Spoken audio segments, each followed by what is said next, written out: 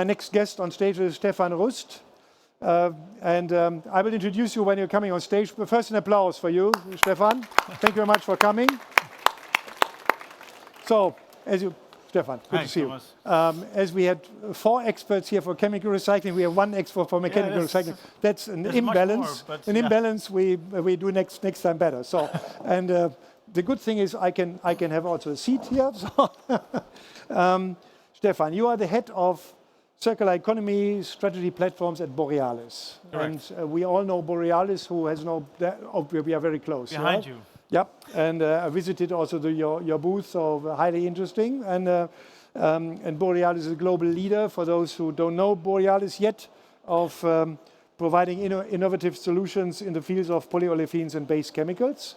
And I know Borealis also that they have a kind of portfolio of circular polymers that comes from bio-based mechanical recycling and chemical recycling. So you could have also discussed with the guys on the panel before. Yeah, would have been. But let's discuss a little bit about mechanical recycling. Same rule. If you would like to ask a question about chemical recycling or about Borealis, use the chance to ask Stephan here in the next 14 minutes. Yeah. So let's start. So I'm here only to fill the time before you ask a question. Please raise your hand for that. So I said you have a portfolio, but you can describe it much better. What is the renewable plastic, how you call it, I think, at Borealis? Yeah, so we have a lot, and actually it's in the model there, but you can watch later. At Borealis, we really try to do everything when it comes to circular plastics. So we cannot choose, you can say, but we like to offer everything to our customers, which obviously start with design for recycling, reuse. So the coffee that you have drank, that's a reuse cup made from Borealis material. But also mechanical recycling, chemical recycling, like you said, bio-based feedstocks is what we use in our plastics. And if we even have CO2-based feedstock and to make CO2-based plastic, so you can also have a look there. But it all started with mechanical recycling. About 9 years ago, so not yet 10 years, in 2016, we acquired MTM Plastics, a mechanical recycling in Germany. And then we really stepped into, we were already producing polyolefins, now we are recycling it. And soon after, we got more. So we acquired Ecoplast in Austria, which is a flexible polyolefin recycler. And then based on the learnings, we developed our own technology, Borealis M, which is really about high quality mechanical recycling, for which we put a pilot plant in Lahnstein in Germany in place in 2021. And based on that, ever since we have been building that capacity, because we believe, that is where the lion's share of the recycling and circular economy for plastics needs to come from. Yeah, you mentioned Lahnstein already. Yeah. That is a kind of lighthouse. I had even the chance to visit it some years ago, so I like it very much. I think there's also a conglomeration of different technologies, and your concept was, or is, you are the investor, but with technology partners, you make the right choice for the different processing steps. Including sorting and deodorization and washing. So that are you planning any further lighthouse centers like Lahnstein? Well, we had a project on that in Schwechat. I think you want to come to that, but that one we put on hold for the moment. We paused, but in the meantime we acquired actually that came about the same time on our path, and a company in Bulgaria called Integra. That is actually capable of doing similar things. So 20 kiloton capacity, quite a new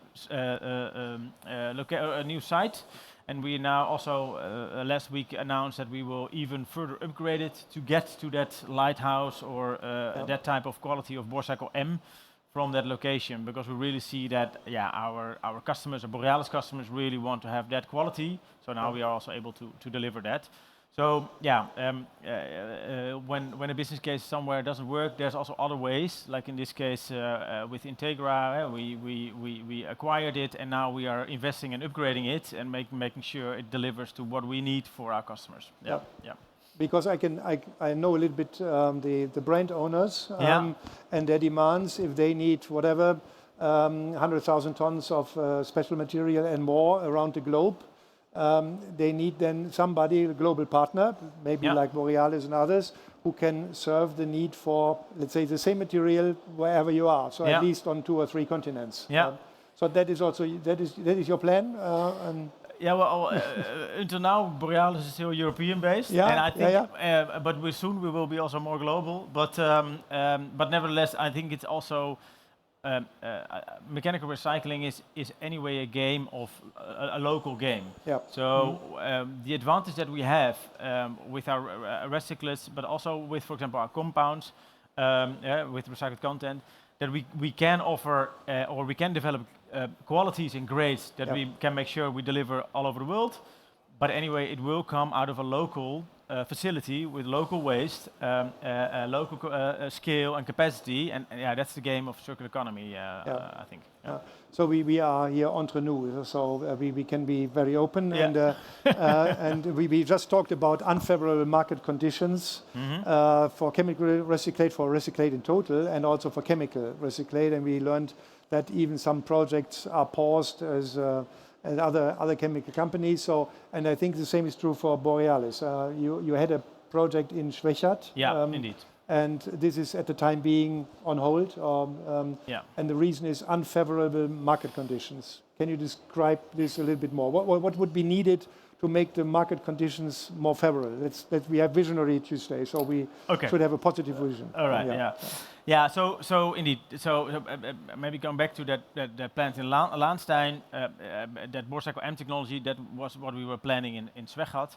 And when we were doing the business case project evaluation, we found that indeed the market circumstances were not such that it would deliver the performance that we would expect. And at the same time, this Integra plastics came along. So then that is an easy decision.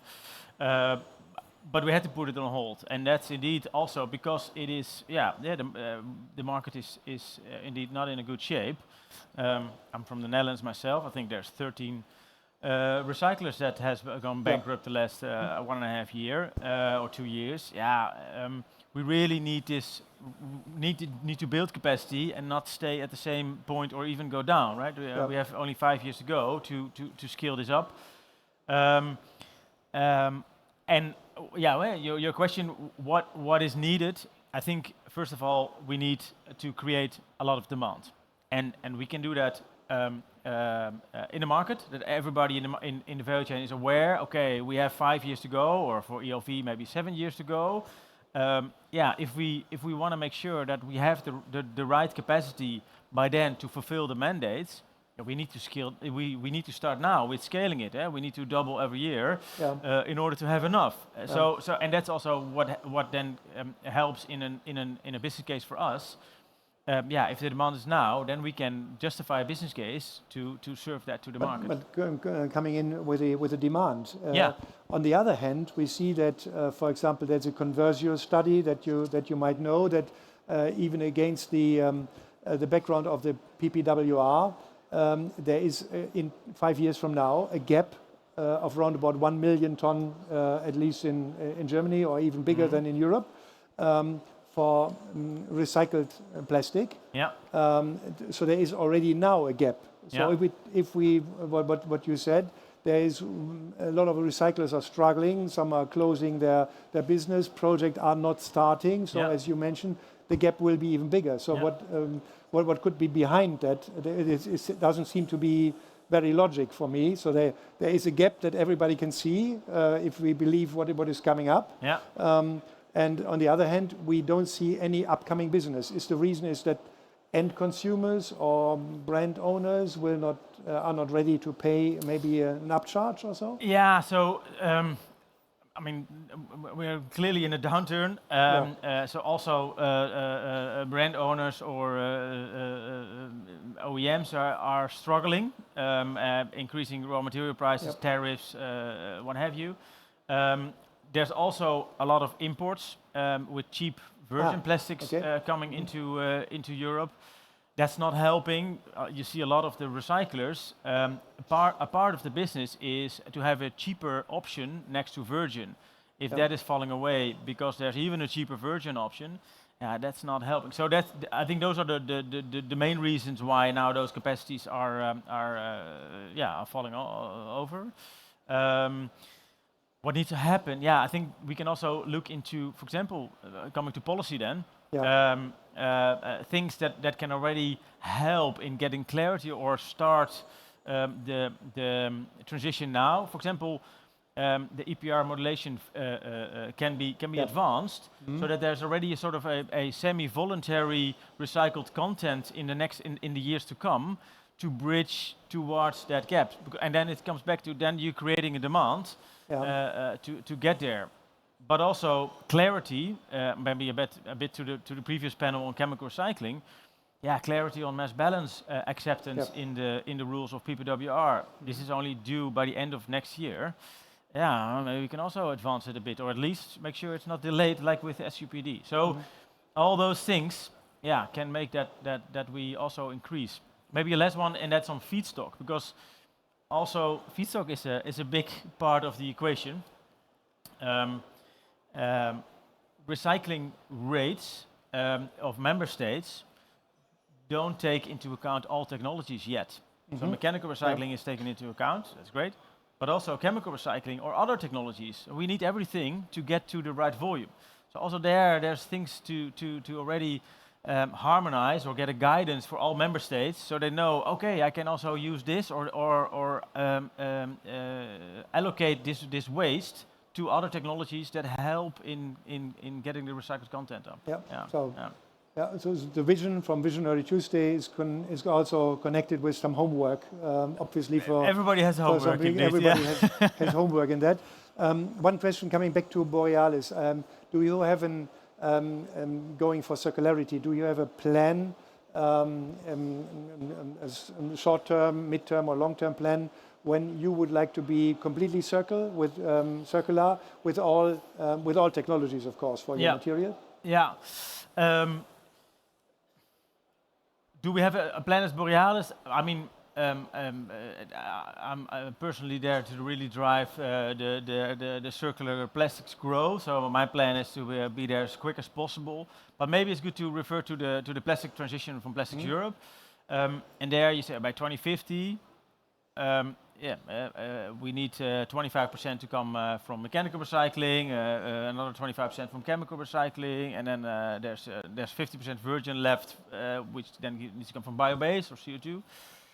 I think that if we already can aim for that transition away from fossil and really in all those alternative sources to make plastics, by 2050, I think that's already will be a big achievement, and that's also why maybe we as Borealis try to do everything, because we believe they are all part of the equation. Sometimes make the referrer to 20 years ago when with the energy transition we were thinking like, should we invest in wind or in solar? We need both, because otherwise we're not going to make it, and that's the same, right? We need all those things to get there. Okay. Any question here from the audience that I missed out? Obviously not. So then we are coming to the last minute, and I also said to the other group, is Visionary Tuesday, and means you can have a long-term vision and a wish. You have one wish free. Okay. It could be for mechanical recycling, could be for you personally or for your company. I think it should be business related. What is your wish that you would like to see realized? And that's both for me and my role as for the industry or for Borealis, because it is all related. Especially in these times, everything is so short-term focused. Like, okay, we need to get out of the downturn, and we need to make sure we get things going. But my wish is that everybody takes their role, but also doesn't lose sight of the mid to long term, where we really need to transition towards sustainable and more circular.